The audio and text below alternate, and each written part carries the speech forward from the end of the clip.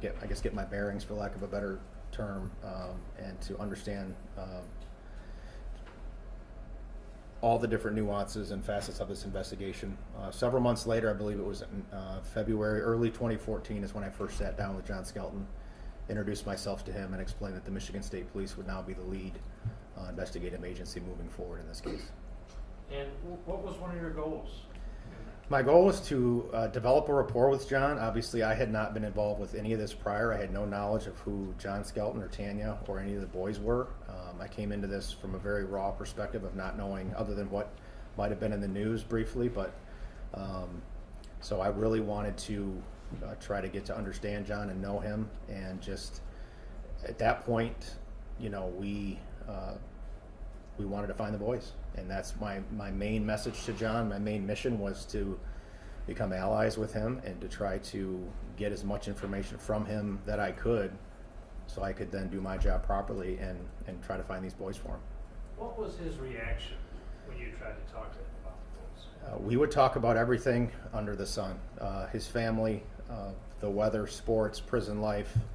But if I ever directed the conversation toward why I was truly there or about the boys, he would shut down and would never give me a response. He would claim that everyone was out to get him.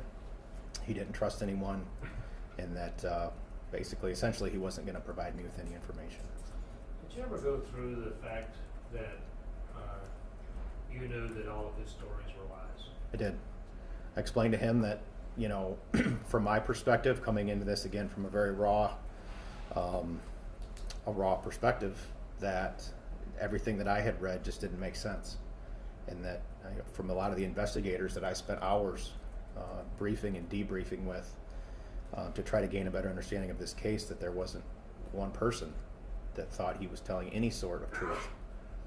And again, when I would ever confront him with anything that would make him feel uncomfortable, he would just shut down. I would explain to him time and time again that if his boys were out there, they could be in danger. He gave them truly to a group that were strangers, that he has no idea what they could be going through, and that I was not here to try to keep Skelton in prison, keep John in prison, but to find the boys. And no matter how much I would plead with him or do my best to explain to him that I was not his enemy, I was an ally for him, he still would not shed any light as to what happened. Now, part of this getting ready for these interviews, you interviewed Tanya? Correct. I spent a lot of time with Tanya. A lot of time with Tanya. You also interviewed John's family. Correct. Right? Yes. So what did you interview? So at the time, his family lives in Jacksonville. At the time, his father, John Sr. Jacksonville, Florida. Yes, sir. He's now deceased, but at the time he was alive. So it was his father, his mother Roxanne, and his sister Lucinda were his three main family members in Jacksonville. They all lived in the same vicinity. So I did go there and speak to them on numerous occasions to try to get some insight as to what they thought happened, any information they would be willing to share, try to find out more about John's past, and maybe leading up to this, things would be helpful. So yes, we spent a lot of time with them as well. So it wasn't just one trip? No, multiple. Multiple trips over a 10-year period? Yes, sir. 10, 12-year period? Yes, sir. So it's fair to say you got to know his family fairly well? Very well. What did you ever learn from them? My sense was that, number one, I don't believe they had any knowledge of what John did. I believe that it's very hard for them to come to grips with the fact that their son probably killed their grandkids. I believe that they knew and they know that he did something horrible, but they just come up short of admitting that to me. They want to help, but they also don't want to get themselves in a situation where they're more on the side of the police than they are his son. Now, you say, we know when you had your first interview with Mr. Skelton. How many times, I know I'm not asking for an example, but how many interviews did you do with him?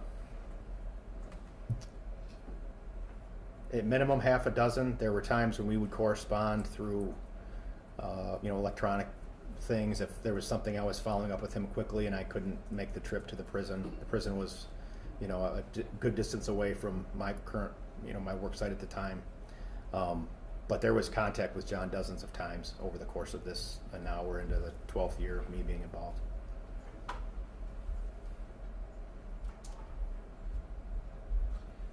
Now, I want to refer you to your timeline.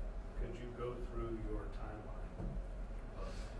Now, this is 2013. Correct. Forward. So along with a lot of the investigative police reports that I obtained from this, there were also boxes and boxes of paper copy tips and leads that had come in. At the time, the FBI had a tip system electronically. I believe it was called Rapid Start. That also then transformed itself into another system. So there was also electronic copies of a lot of the duplicate tips. Typically, when you get a tip that comes in, it's a carbon charge copy.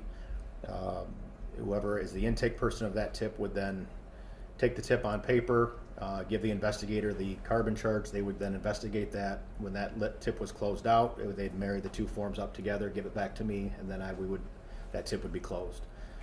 So it was a very monumental task to cross-reference both the electronic database along with the dozens of boxes of tips to find out what had been closed, what was still open.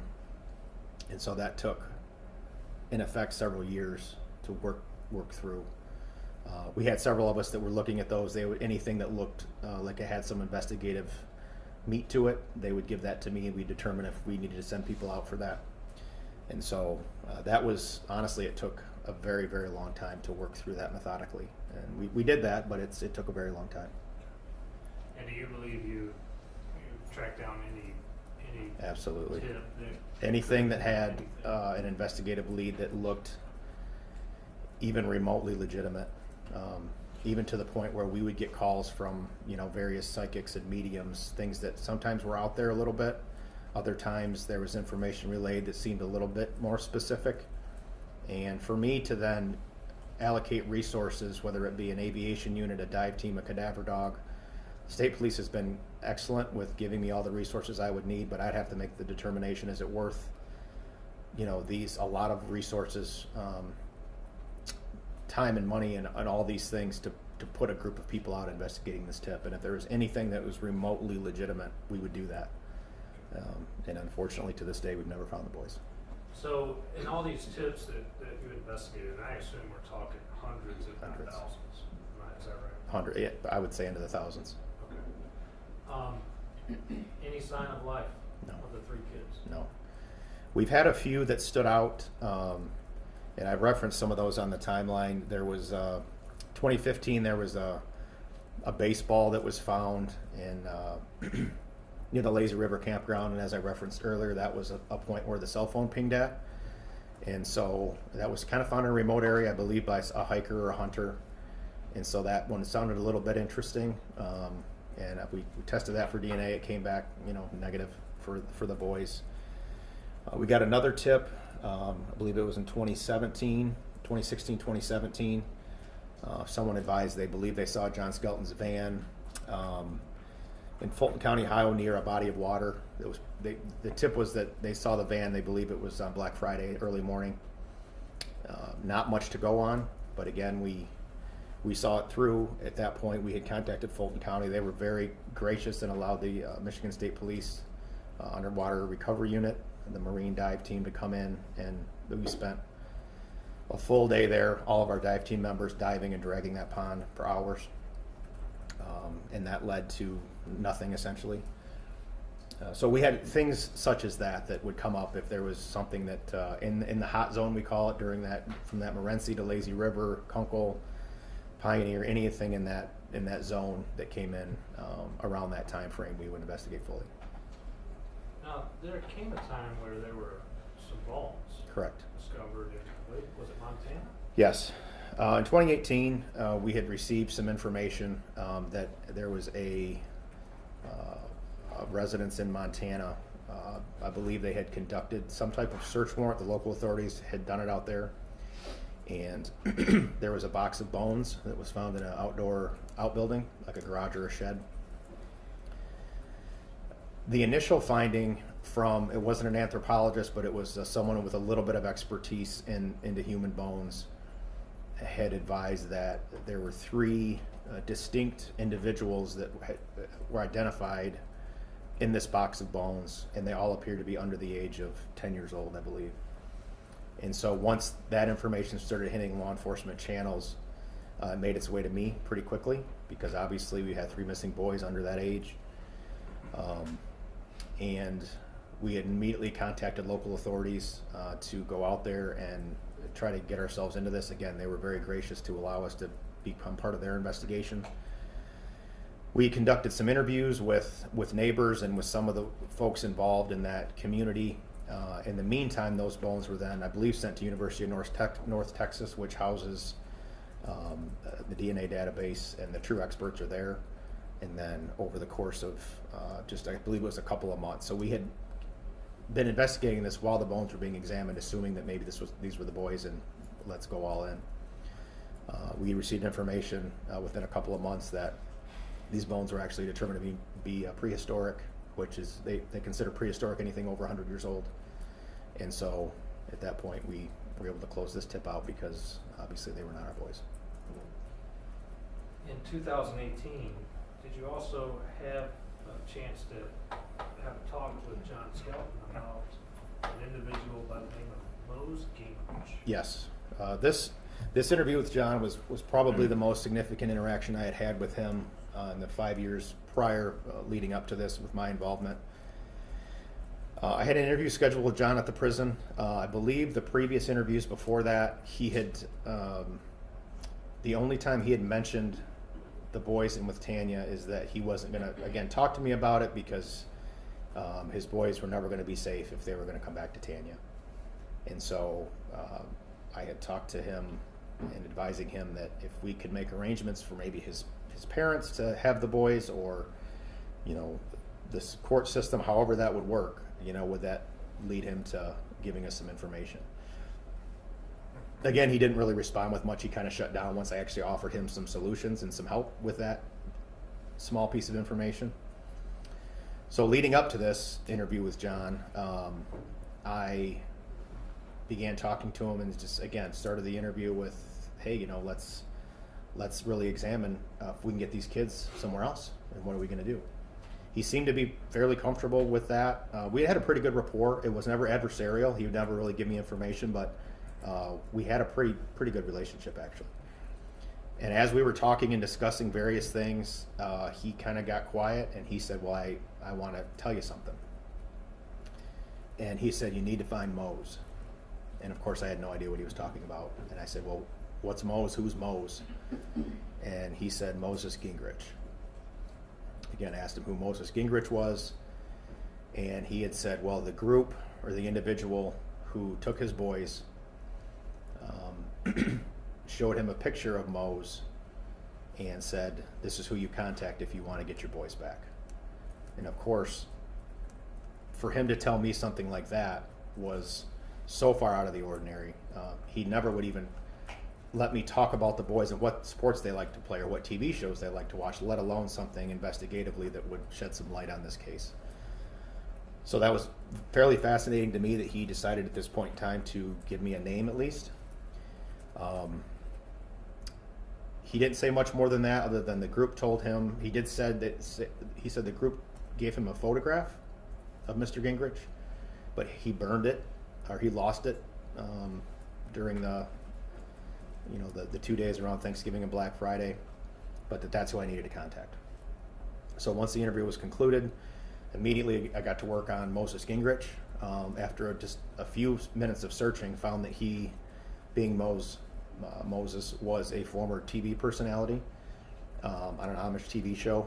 I don't actually recall the name of the show at this second, but essentially Moses was on a show relating to the Amish. He was a former Amish person, and during that time he and his wife were getting out of the Amish community, and they were setting up some sort of halfway house, or a system set up to where other kids and people who wanted to remove themselves from the Amish community, they would assist them in how to use a cell phone, how to use the internet, how to drive a car, those types of things. So that's Moses Gingrich. That's who he was. So he would help people leave, Leave.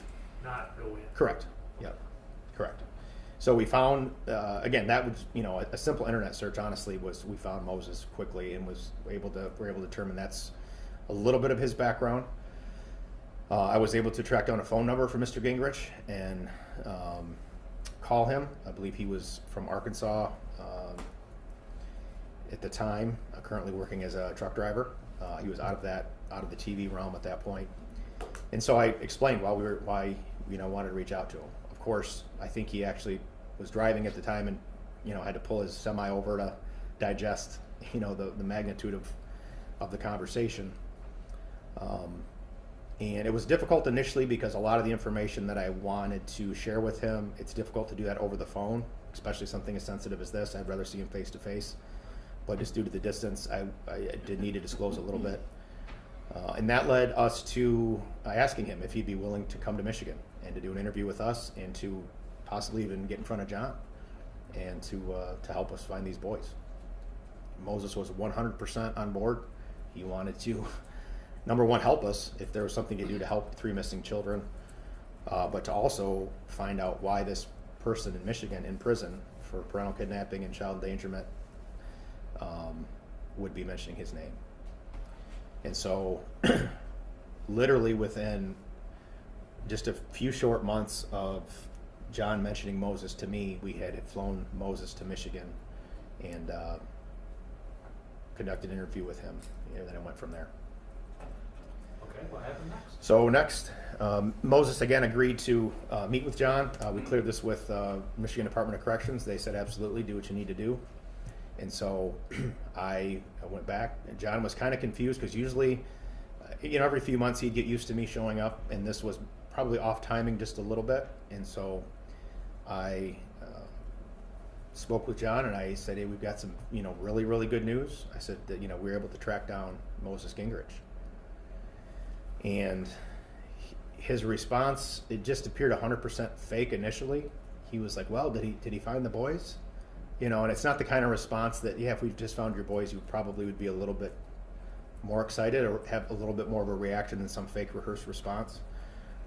I said, no, we haven't found the boys, but he actually, agreed to talk to you, and we have him here today. And that's when I brought Moses in to the room. John's reaction to this was a little bit just unbelievable to me. He became white as a ghost. He couldn't formulate a sentence. He started visibly shaking, almost to the point I thought he might have a medical response. Moses sat down, introduced himself to John, and it took a moment for John to realize kind of what was going on. John never thought in a million years we would, what I believe, call his bluff on this. Again, Moses introduced himself to John and just said, this is why I'm here. This detective explained to me that you mentioned my name, and I just want to know, what I can do to help. How did you hear my name? And over the course of a few minutes, John was able to compose himself a little bit and basically told Moses the same thing, that this group gave him this photograph. He goes, I did kind of recognize you when you walked in. And again, John gave no other information. He had nothing to say. He had no excitement, no elation that we found this person who he initially told me would help us find the boys.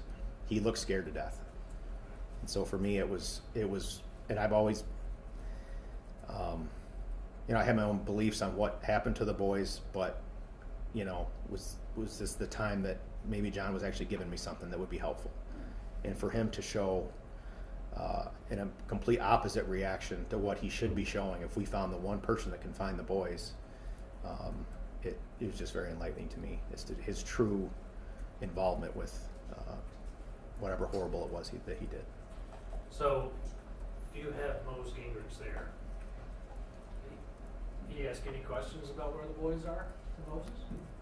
No, I believe he explained the story to Moses about this group, giving him a photograph of Moses, and then Moses countered that with, well, that's very odd because I was Amish, but I've spent a lot of years trying to help people get out of that lifestyle, and so there would be no reason for someone to think I'm trying to hide or be a part of 3 boys going missing. And in talking with Moses leading up to this and then even afterwards, because I had mentioned to him this underground group and things that the Amish had been mentioned a few times about being involved. And after talking to Moses, being a true expert in that arena, it was so clear that the Amish would want nothing to do with the media attention, the law enforcement attention. They're a very, very helpful community. They would want to help anyone, but the links they would have to go through in their community to hide 3 boys for a decade plus would just be unheard of. And he said, I don't even think they could pull it off. And to hear that from someone that not only knew about the Amish but was and lived it was just very, very insightful. Did you confront John with the fact that he lied again? Absolutely. And anytime I had a stern conversation with John about the boys, he would just shut down. He gave me no traction or no ability to, other than just to talk and to let him know that this was kind of the last straw. This was it. You've told lies from start to finish, and then you went 5 or 6 years silent with not saying anything. And the one time that you decide to give us some information, it again is a distraction technique to throw us off and to waste more of my time. And to waste Mr. Gingrich's time and all the resources that were put into flying him up from Arkansas, meeting with him, staying in hotels, airline flights, all these things that go into something like that was just him wasting our time. Just a game. Just a game. Now, you confronted Mr. Skelton multiple times about the different stories he's told. Yes. And each time, you informed him that he was lying. Is that right? Yes. Any question in your mind that John Skelton's a liar? 100% he's a liar. Now, in 2022, there was another tip. Yes. What was that? So in 2022, I received a phone call. Again, it came through the tip avenues. It was a reference to a kid out in California. I believe he was 21, 22 in that age range. The tip information said there's a kid from California. His name is Alex, and he believes he is Alexander Skelton. And so when I read the information, there wasn't a lot there, but I knew the age was going to be similar. And eventually there was a photograph attached to this individual, and I mean he was a white Caucasian male that, it's just hard to tell what the boys would look like, what Alex would have looked like now. But we had a really difficult time getting a hold of him. He gave us a cell phone number, but he was in between residences. And so we were finally able to talk to him. Within just a couple of moments, it was very clear to me that this individual was very mentally disturbed. He even said so. He admitted to that he had had quite the life growing up. He had no idea who he was. He was fascinated with missing persons, TV shows, and articles, and media because of the fact that maybe he would eventually find who he was one day. He came across this case, and he had convinced himself that he was Alexander Skelton. I believe it was out in San Bernardino, California. So I initially had reached out to the Detective Bureau out there, again, very gracious to assist, and was able to set up a meeting between this Alex and detectives from that department. They were able to do a DNA swab, conduct an interview with him. They also confirmed that I believe he even had a mental order in their police computer system for this individual. And after a few short weeks, and when that DNA test came back, it was found that he was not Alexander Skelton. Now, throughout all these years that you've been investigating this case, you have had age progression Yes. photos made? Yes. And you have distributed these Yes. nationally, not just locally. Correct. So along with the actual boots on the ground police work, knocking on doors, conducting interviews, we have also been heavily invested with the media. We've gotten calls and done interviews with Court TV, John Walsh, Nancy Grace, multiple different CNN shows. I believe there was a missing Fox News show that we had done at one point. Channel 4 in Detroit ended up doing a 10-series podcast, fully invested into this case. A lot of detail, a lot of information, that show actually hit some of the national outlets. It won a bunch of awards, just to show that this has hit nationally. We've not just hit Lenawee County News. We have hit, the national outlets. And with that, we have, again, other than getting a few tips here and there that ended up amounting to nothing, even with hitting a national stage, we have yet to receive anything that has led to us finding the boys alive. In those media investigations that were taking place, there was also one that included the Amish, wasn't there? Believe so. And nothing. No. Again, the Amish, the few times we've contacted them, they have not enjoyed talking to us. It's just not in their wheelhouse to do so. It's not part of their belief system. And there's never been one person in the Amish community or that have connections into the Amish community that can get us into those resources that have even giving us any hint that this would be something that they would do.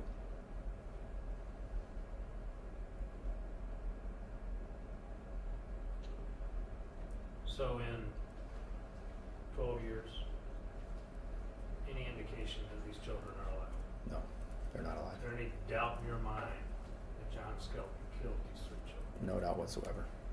And is there any doubt in your mind that they were killed on or about November 26, 2010? No doubt in my mind. One thing, because we didn't go through the timeline, I would like to mark it and enter it as an exhibit. Would we call it petitioners exhibit 1? Sure. So there's 4 total? Yes. Any objections? No objections. Very well. We'll receive all 4 as exhibit 1? And I would ask that it be published to the court. Yes, absolutely. No further I'll questions? read them later if that's okay with you. That's fine. No further questions, John. Ms. Day. Just to kind of summarize everything, can you name all of the law enforcement agencies that you're aware of that have played a part in this case? No. I know initially we had the FBI, all the sheriff's departments locally. We had Fulton, Williams County, Ohio, Lucas County, Michigan State Police, but the Michigan State Police has 29 police posts.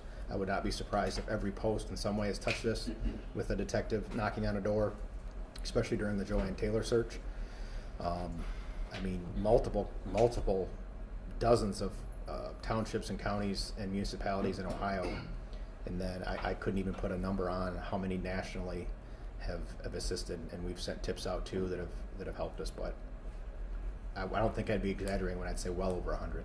Okay, so is it safe to say then that law enforcement had every support that they would have needed to Yes. attempt to investigate this case? Yes, the FBI has been phenomenal. They have opened up their books and their resources to us. The Michigan State Police has given me everything that I could have asked for as the lead investigator. There hasn't been anyone we've talked to once they understand the magnitude of this case that has not fully given us their support. Okay. And you testified earlier to John's cell phone data showing that he was traveling on the early morning of November 26th from between Michigan to Ohio and then back to Michigan, correct? Correct. Okay, and based on your professional opinion, what do you believe John was doing during that time period? My initial thought, or my thoughts, are probably that as the phone started getting into Ohio, I think we had a good track on the phone for about a half hour. Whatever it was he did at that point, he probably just shut the phone off to avoid detection. And then once he got back home and knew he had his bearings again, the phone came back on. Okay, so if you know, what was the length of time that the phone was off to when he was back home? I believe we had a little over an hour to hour and a half. Okay, so is it safe to say he couldn't have really gone that far in that time period? Correct. He could have also shut the phone off and just driven, a totally different direction. But either way, he only had probably time to drive at the most 60 to 70 miles and back. Okay. And when you reviewed the evidence regarding the Skelton home that was searched on November 26th of 2010, what were your initial thoughts on what had occurred in that home? So I remember one of the first things that I saw was the rope that he allegedly tried to hang himself with. When I looked at that, I didn't laugh because it was funny. It was almost humorous that he would claim that, because it was, I called it a shoestring. I've always kind of referred to it as that because it was so thin. Anyone in their right mind that would try to hang themselves from a very weak banister would not use that. in my opinion. So that was one of the first things that stuck out to me. Also, thought it was very curious about all the different tie straps and tie downs that were cut. It just seemed very odd. I mean, the house was, from the photo, I was not there at that time, but I saw, I poured over the photos. The house was just destroyed. He didn't want Tanya to get anything out of it, so he just destroyed everything. But the tie down straps that were cut, obviously, to me was very interesting. One of the other things that I thought was very odd was in one of the bedrooms or one of the areas where there were some mattresses. There were at least one or two that had a sheet on them and had stuffed animals and toys that seemed normal, and then there was one that was completely bare, appearing to me as if something on that bed was recently removed, as to why it wouldn't look like the other two. So those are some of the things that really stuck out, along with the fact that, again, he just destroyed everything. If he pulled off this heist of the century and got his kids safe with this group to keep him away from Tanya, he should be the happiest guy in the world, because his kids are now safe. Why does he have to try to kill himself? Why does he have to destroy everything? And why does he have to leave a suicide note? It just doesn't. His story and the facts of it don't make sense. Okay, and you just stated that you believe he destroyed everything in the home so that Tanya couldn't get any of it. Do you believe that's the same thing that he did with the boys, basically? Absolutely. I believe, yes. And you mentioned testing a baseball in 2015 that was found in Ohio for DNA, and said it came back that it was not the DNA of any of the Skelton boys. So you actually have DNA then Yes. from the boys? Yes. Okay. And has that DNA ever been imputed into any databases? Yes. Yep. What databases? The University of North Texas houses that database. It's called NamUs. And that database is constantly updated. There's constant DNA information being inputted in that. And to my understanding, there's kind of a revolving stuff that's going on behind the scenes all the time, to where if there's a missing persons found in Oregon, and that database that's entered into NamUs, and if it were to hit one of the Skelton boys, we would get notified of that. So there's checks continuously going on all the time with that National Clearinghouse. Okay. And this underground group that John alleges he gave the children to, do you know what was the name of the group that John was alleging? I believe he said Underground Sanctuary. Okay. And did John ever tell you or anybody else that you would have reviewed those records of how he allegedly found this group? Out of all the stories he told, he met some folks on the side of the road that he was helping change a tire, and within a few short minutes trusted him enough to tell him his whole life story, and that he wanted to hide his kids, and that they happened just to be part of the Underground Sanctuary, and within a couple of weeks he sent them off to them. Were there any ever statements made with regards to any business cards being given to him or anything like that? There was some secret envelopes and secret numbers that John allegedly was given, that he even said something along the lines of, at some point he could connect these numbers to different newspaper articles that would come out that would then have some type of code that he would understand of where to find the boys. It was just way out there, didn't make any sense. And he had indicated that either he had burned those secret envelopes or that the police took them during the search warrant. And to my knowledge, there was none of that secret numbers envelopes were ever found when we obtained the property and the evidence. Okay. And aside from this case, have you ever investigated any other potential homicide cases? Yes. Okay. And in any of those other cases, were there ever any claims made like the ones that John just made that you just testified to that ended up coming out to be true? No, nothing even close.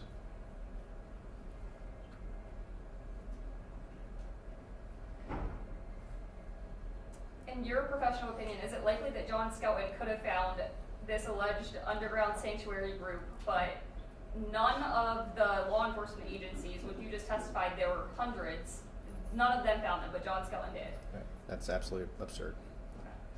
Okay. And with regards to Moses Gingrich, isn't it true that the TV show he was actually on was one that was airing within the prison where John was being housed? Yes, I believe it's either Learning Channel or Discovery Channel, something that he would have had access to that in prison. Okay, so you believe that's at the point when he came up with that story that he had probably seen that on the TV? It's not a stretch to say that John saw one of his shows in prison, and then that planted a seed in his mind to throw that to us as a distraction.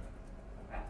And during the investigation, were there ever any data analyst searches conducted by the Michigan State Police? Yes. Okay. And was there one specific person that was dedicated to doing those searches? Yes. Who was Well, that? throughout the years, we've had several that have been involved helping us in different things. More recently, we've got a cold case analyst. Her name's Kelly Hodges, that has kind of gotten us up to speed.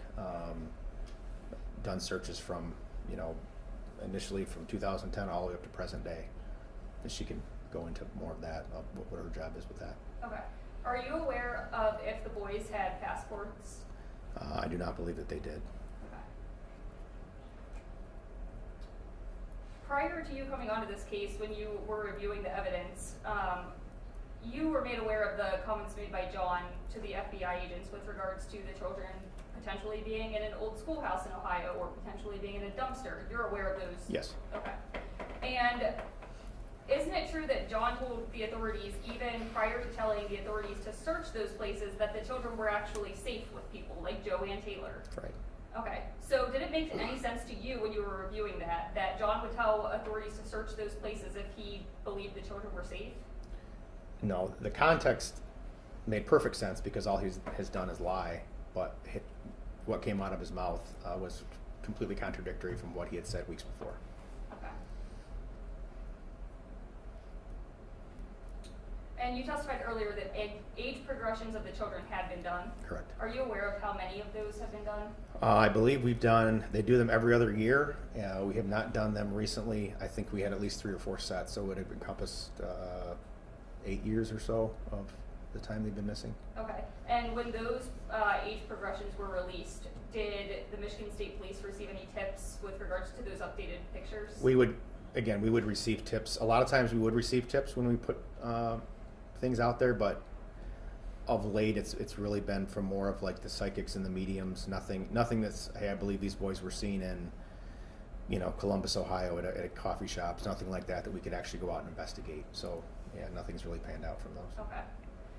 Is there any doubt in your mind that these 3 boys are deceased and have been since November 26th of 2010? No doubt. And you already testified about some of your investigation and the findings that led you to this conclusion, but is it accurate to state that there's way more evidence and information than what you just sat here and testified to today that leads you to believe that? Absolutely. Okay. And is there any of that other evidence that you haven't had a chance to testify to today that you think is relevant enough to this case of finding that the children are deceased that you would like to testify to? No, I think we've covered the highlights for sure. Okay. I have nothing further. Thank you. Redirect? No, Your Honor. Okay. Any reason we should not thank and excuse this witness? Please do. Any objection? No objection. Thank you so much for Thank your you. time and your testimony. You'll be on your way. Thank you. Your next witness, Mr. Kessler. We will call Kelly Hodges. Do we need it?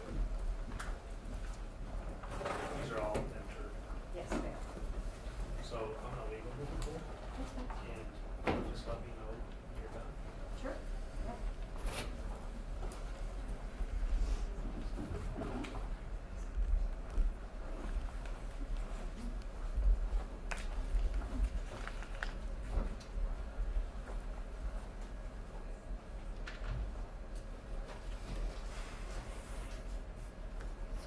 Is anybody going to recess before we go any further or a break?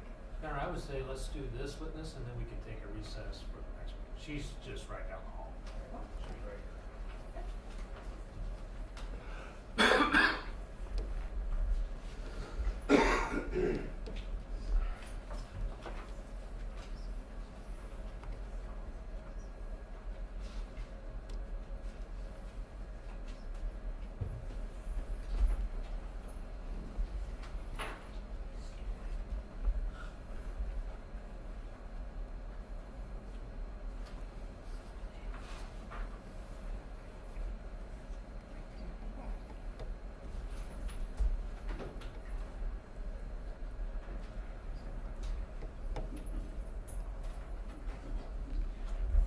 Hi, you can come up here.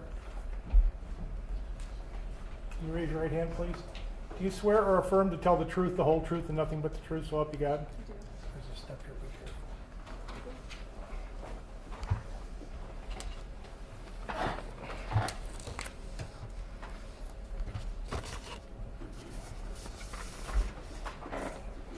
Good afternoon. Afternoon. Would you like to state and spell your name for the record? Kelly Hodges, KELLYHODGES. Thank you. Mr. Castleberry. Thank you, Aaron. Ms. Hodges, where are you employed? Michigan State Police. And how long have you been with the Michigan State Police? About 4 years. 4 years. What is your job there? I am a criminal intelligence analyst and I'm assigned to the cold case unit. So what kind of things do you do? Criminal intelligence analysts provide case support for investigators. We do everything from attempt to locate person workups, proof of life checks, cell phone analysis, and other special requests. Can you tuck up just a little closer to Yep. those microphones? Thank you. Perfect.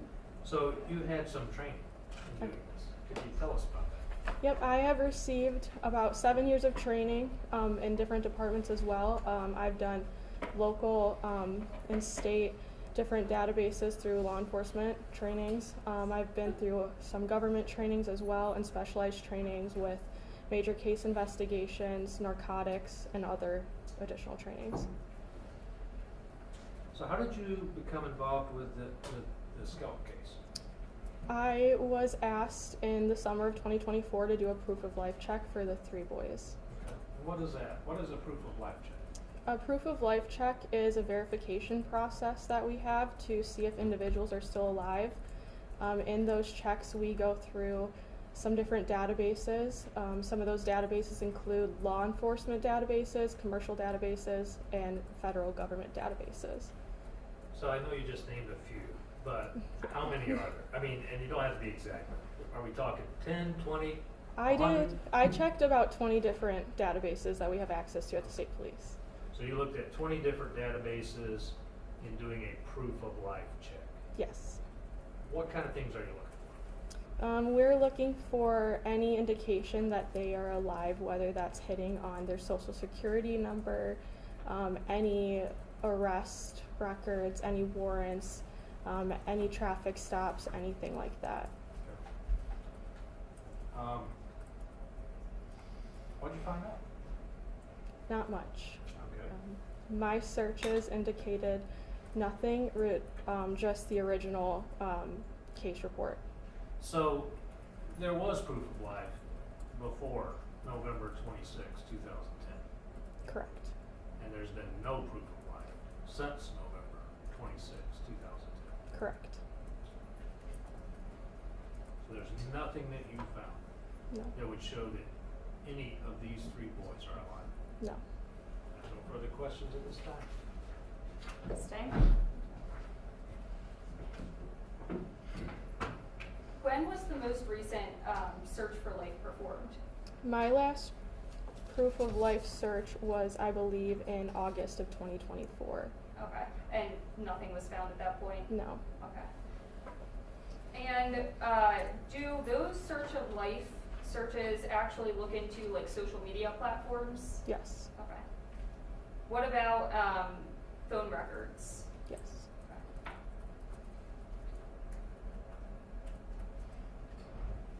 Do those also look into the NAMUS database? Yes. Okay. Have you used the age progression photos as part of those searches as well? Yep. I actually did facial recognition, and I did that through Michigan State Police and then all the other states that participate in that. And I used both the original photos and the age progressed photos. Okay. Yes. And for those, the facial recognition, is that used at places like the airports and things like that? I cannot confirm. I'm not sure how that works, but it does check a variety of different sources. Okay. Is there anything else that you haven't testified to today that you think is relevant to add? I did check federal databases, and I did not see anything. A lot of those databases do check interstate records. Some of them are also located at different parts of the country, so like near the southern border of Texas. We had a very big search throughout the United States, and we did not find anything. Okay, I have nothing further, thank you. Thank you. Redirect? No, Your Honor. Any reason we should not thank and excuse Ms. Hodges? Please do so. Yes. Thank you for your time and your Thank you. testimony. Now we can take a short recess. Okay, all right, sounds good. We'll see you all around 3 o'clock. Thank you. All right, please. Thank you. Can I put this in your way so you can sit with us? Oh, I'm sorry. I'll get it out of your way. It's okay. Thank you. Thank you.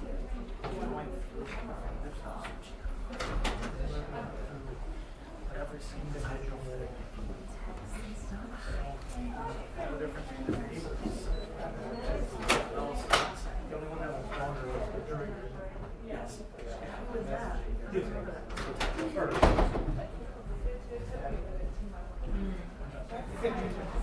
On the Warner case. Yes.